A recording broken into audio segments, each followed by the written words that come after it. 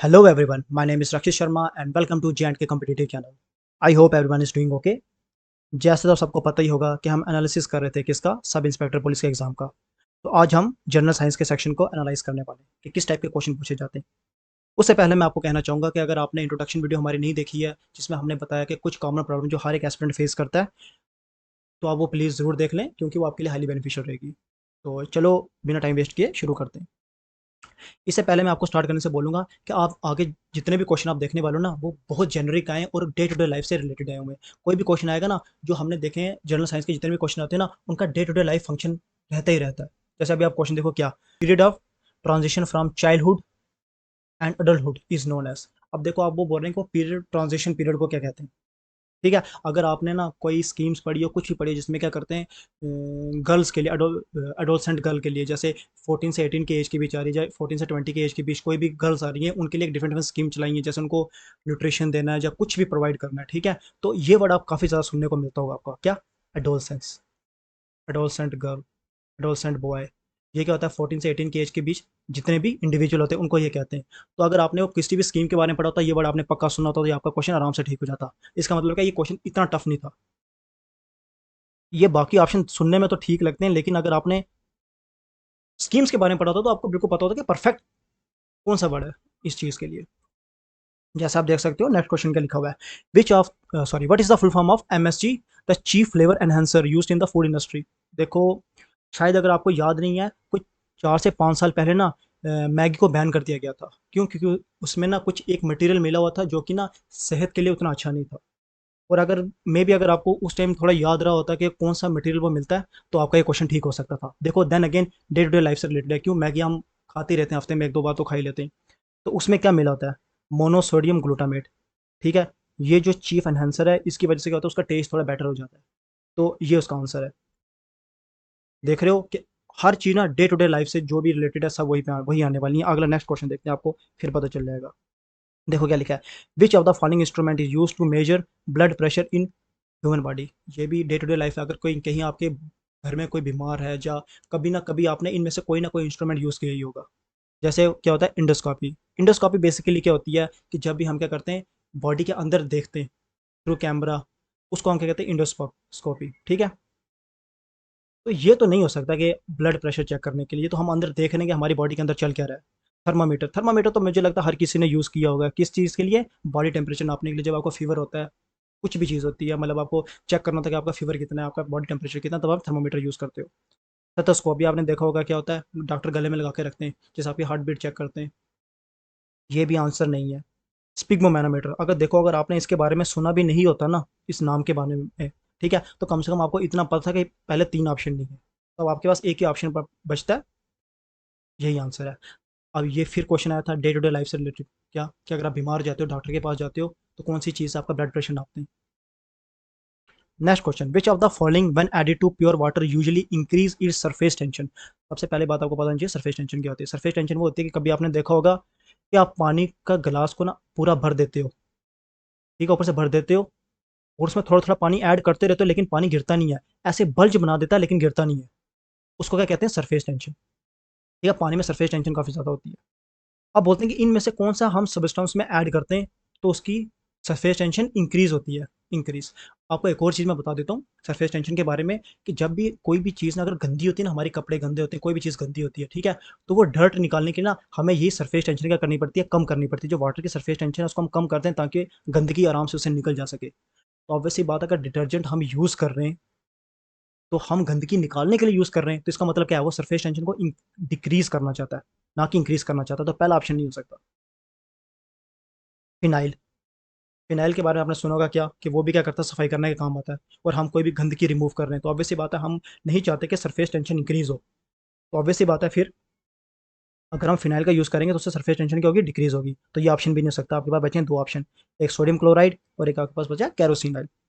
आपने कभी देखा होगा कि शायद कभी आपने ये देखा हो कि पानी अगर आपने रखा है किसी भी चीज़ में डाल के, उसमें अब अगर आप हल्का सा क्या डाल देते हो, केरोसिन डाल देते हो ना, तो वो एक जगह सेंटर में नहीं रहता, वो फैलना शुरू हो जाता है ऐसे। इसका मतलब क्या हुआ, कि सरफेस टेंशन होती क्या है, कि वो आपको एक ही जगह सिकुड़ के रखती है। जैसे आप पानी की ड्रॉप कहीं छोटी सी गिरा दो ना, तो उसका एक बबल टाइप छोटा सा बन जाता है, एक बॉल टाइप बन जाता है, वो होती है सरफेस टेंशन। अगर आप उसमें कोई चीज़ ऐड कर रहे हो और वो बिखर रहा है, उसको बोल रहे हैं उसकी सरफेस टेंशन कम हो गया है। तो आपने देखा होगा जब भी हम पेट्रोल, केरोसिन कुछ भी डालते हैं ना पानी पे, तो वो ऐसे फैल जाता है ऊपर वाला पोर्शन, वो एक जगह नहीं सिमट के रहता। इसका मतलब क्या है कि सरफेस टेंशन इस जगह भी क्या हो रही है, कम हो रही है। इसका मतलब क्या है कि हमारे पास एक प्लॉजिबल ऑप्शन कौन सा बचा है, क्लोराइड। आपको हमेशा याद रखना, कोई भी सॉल्ट होता है ना, कोई भी सॉल्ट, मैग्नीशियम, कैल्शियम, कुछ भी है, सोडियम, कोई भी सॉल्ट है ना, वो हमेशा क्या करता है, सरफेस टेंशन क्या करता है, इंक्रीज करता है। अगर आपको ये पता होता तो आपका ये आंसर आराम से ठीक हो सकता था। देन अगेन देखो, फिनाइल, डिटर्जेंट, केरोसिन, सोडियम, ये सरफेस टेंशन, ये चाहे आपने टर्म सुनी नहीं है, लेकिन हर चीज़ क्या है, डे टू डे लाइफ से रिलेटेड है। Next question, which of the following option is an example of chemical change. उससे पहले आपको पता होना चाहिए केमिकल चेंज क्या होती है, फिजिकल चेंज क्या होती है। फिजिकल चेंज वो होती है जिसकी प्रोसेस हम कोई भी प्रोसेस करके उस चीज़ को वापस ना ला सकें, सॉरी, उसको हम वापस ला सकें। जैसे आप देख सकते हो कि हमारे पास वाटर है, ये वाटर है, इसको मैंने हीट किया नीचे से, तो ये क्या बन गया, वेपर्स बन गया। ठीक है, वेपर बन गया, अब ये ऊपर गया आसमान में, बारिश हुई, फिर कंडेंसेशन हुई, कंडेंसेशन से फिर बारिश नीचे आई, अब ये फिर क्या बन गया, वाटर बन गया। देखो यहाँ से क्या हुआ, लिक्विड था, यहाँ पे वेपर बन के ऊपर गया, ऊपर से नीचे आया वापस, फिर लिक्विड बन गया। अब इसको फ्रिज में रखूंगा, ये क्या बन जाएगा, आइस बन जाएगा।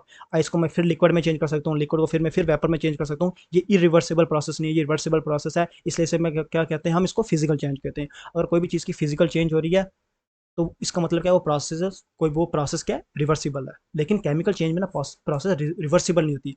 अगर एक बार चीज़ चेंज हो गई, उसको उसकी पहली स्टेज में वापस नहीं लाया जा सकता। अब हम देखते हैं कौन सी ऐसी यहाँ पे ऑप्शन है जिसको पहले स्टेज में हम नहीं ला सकते। Crystallisation of salt, crystallisation of salt, salt क्या हो गया कि अगर आप क्या करें बाई चांस कि आपने एक चम्मच सॉल्ट लिया, पानी में मिलाया, उसको घोल दिया, सॉल्ट गायब हो गया। लेकिन अब आप क्या करो कि वही पानी को ना धूप में रख दो 3-4 दिन के लिए, ताकि क्या हो जाए, पानी सारा इवेपोरेट हो जाए। और आप जब इवेपोरेट हो जाएगा, आप देख लोगे क्या, कि साल्ट के क्रिस्टल फिल बन जाएंगे। और फिर उसी क्रिस्टल में फिर पानी डालोगे तो फिर क्या बन जाएगा, सोल्यूशन बन जाएगा। इसका मतलब क्या है कि वो प्रोसेस रिवर्सिबल है। तो ये क्या फिजिकल चेंज है, इसलिए ये ऑप्शन नहीं है। इवेपोरेशन, अभी मैंने इवेपोरेशन आपको पूरी एग्जांपल दे दी है, ये क्या फिजिकल चेंज है। मेल्टिंग ऑफ आइस, अभी अभी मैंने आपको एग्जांपल दे दी है, मेल्टिंग ऑफ आइस क्या physical change. Burning of coal, अभी देखो मेरे पास क्या है, लकड़ी है, ये वुड है, ठीक है, इसको मैं जलाऊंगा, इसके बनेंगी एशिस। अब बताओ इस एशिस को मैं इकट्ठा करके वापस वुड बना सकता हूँ, नहीं बना सकता, इसलिए ये क्या केमिकल चेंज, इसको रिवर्स नहीं किया जा सकता। ये इसका सिंपल आंसर है। देख रहे हो आप, चाहे आपको केमिकल चेंज के बारे में नहीं पता था, लेकिन ये हर चीज़ कहाँ से कनेक्ट है, आपकी डे टू डे लाइफ से रिलेटेड कनेक्ट है। CNG is a fuel gas which is mainly composed of methane that is used for vehicle in general. Here CNG stand for, CNG क्या होता है, जब भी हम पेट्रोल डीजल की जगह हम एक यूज़ करते हैं क्या, ये फ्यूल यूज़ करते हैं। कार के लिए भी यूज़ होता है, बाइक के लिए यूज़ होता है, किसी के लिए भी यूज़ हो, एज अ एनर्जी सोर्स, ठीक है।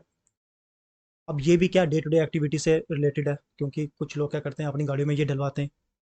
तो इसकी फुल फॉर्म क्या है, ऑब्वियसली बात है, इसकी फुल फॉर्म क्या है, कंप्रेस्ड नेचुरल गैस। क्योंकि कम्प्लेक्स नाइट्रस ऑक्साइड, चलो छोड़ो इसको, सर्टिफाइड नेचुरल गैस, इसके सिंपल यही आंसर बनता है क्या, कंप्रेस्ड नेचुरल गैस। तो अगर आपने इसके बारे में थोड़ा सा ही पढ़ा होता तो मुझे मैक्सिमम लगता है कि सबका ये आंसर ठीक ही होगा, क्योंकि ये बहुत ज़्यादा सिंपल आंसर है। Next question, which one of the following substances usually used in cold countries to melt the ice accumulated on the roads during winter. अगर आपने ना 6 से लेकर ना 10 तक की NCERT पढ़ी हुई है, इसकी जनरल साइंस की, इनमें से कोई आंसर ऐसा नहीं है जो आप ना जिसका आंसर ना दे सको, कोई भी ऐसा क्वेश्चन जिसका आप आंसर नहीं दे सकते हो। ठीक है, ये सब वहीं पे लिखे हुए हैं। तो इसका सिंपल सा आंसर क्या है, सॉल्ट। अगर बाई चांस मान लेते हैं आपको पता नहीं था सॉल्ट है, तो हम एक थोड़ा दिमाग लगा के देख लेते हैं कि अगर कोई इंसान क्या कर रहा है, रोड में फेंक रहा है ताकि क्या करे, विंटर में बर्फ क्या हो जाए, पिघल जाए और इकट्ठी ना हो। तो ऑब्वियस सी बात है, बोरिक एसिड तो हम नहीं फेंकेंगे यार। चाहे मानते हैं, हम चाहते हैं कि सड़क के ऊपर क्या नहीं रहे, अपनी आइस मत रहे, सॉरी स्नो मत रहे, बट फिर भी हम कम से कम आइस फेंक के इन्वायरमेंट को ज़्यादा नुकसान थोड़ी देंगे। ये ऑप्शन तो बाहर हो गया, चलो आपके आप 33% चांस है ये क्वेश्चन ठीक करने की। अब बात आती है कौन सी, हाइड्रोजन पेरोक्साइड। ये भी हाईली टॉक्सिक मटेरियल होता है, ऑब्वियसली बात है, इसको भी नहीं फेंकेंगे। ये पता चला कि एक प्रॉब्लम ठीक करने गए थे, 10 प्रॉब्लम वापस आ गए, वहाँ पे एक नई बनाकर आ गई। ये ऑप्शन भी नहीं है, क्या हो गया आपका, 50-50% चांसेस हो गया। आप यहाँ पे साल्ट लो या यूरिया लो, आपकी मर्जी है। फिर भी साल्ट इसका सही आंसर है। अगर आप अगर इतना एलिमिनेट कर सकते तो आपके चांसेस 50-50 हो सकते थे। इससे क्या पता चलता है कि क्वेश्चन आपको अप्रोच करना भी आना चाहिए। अगर आपको क्वेश्चन बिल्कुल नहीं आता, कम से कम देखो कि कॉमन सेंस से कौन कौन से हम क्या कर सकते हैं, ऑप्शन को एलिमिनेट कर सकते हैं। Next question, use the correct word substitute for the following sentence. A branch of physics concern with the properties of sound. देखो ये सिंपल सा क्या अकॉस्टिक है। ये फिजिक्स की एक ब्रांच होती है जो बेसिकली कोई भी साउंड वेव्स के रिलेटेड कोई भी फिनोमिनन होती है उससे डील करती है। उसको क्या बोलते हैं हम? अकॉस्टिक।